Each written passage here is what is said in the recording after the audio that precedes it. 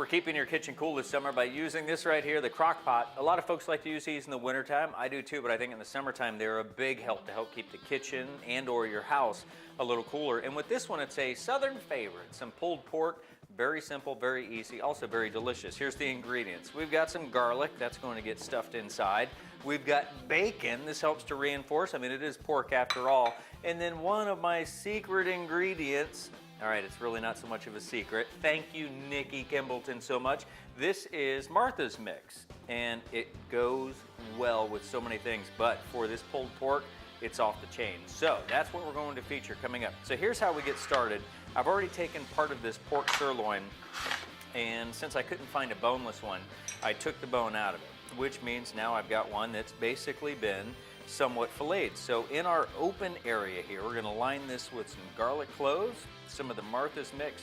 We'll use some butcher's twine, we'll tie this all together, and then pop it into the crock pot. Let's get started.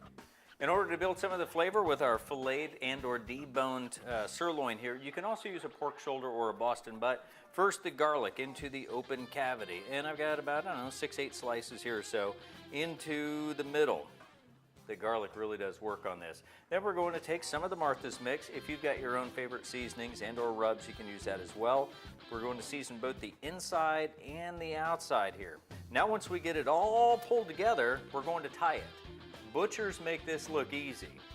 I'm gonna bumble around a little bit, but the point is to secure it so that as it cooks, it doesn't completely fall apart on you.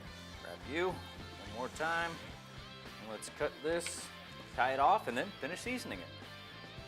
All the way around, outside. Remember, this is a rub, it's not a pat, so you gotta get in there and get dirty with it.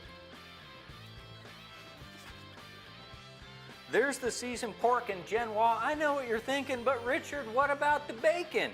Here's what the bacon does. Think of it like this. It's the cradle. It's going to go on the bottom of the crock pot.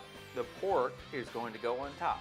And then inside of here, we're going to set our timer for about 4 to 6 hours, depending on the size of your pork. And then we're ready to pull it. Alrighty, we've got some crock pot done goodness here. Let me get my lid out of the way. And with the help of our tongs, oh, that looks fantastic. And here's the best part of it. It's self-basting.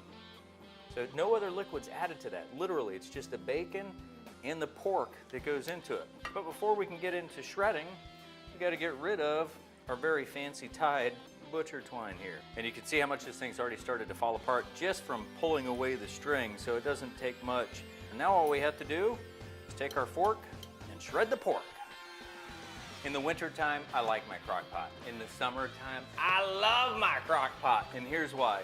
No heat in the kitchen, and we've got ourselves pulled pork. Now this is just a simple way. A little broccoli on the side and bang, you got yourself a nice little lunchtime snack. If you've got some buns and some barbecue sauce, you can do it the southern style.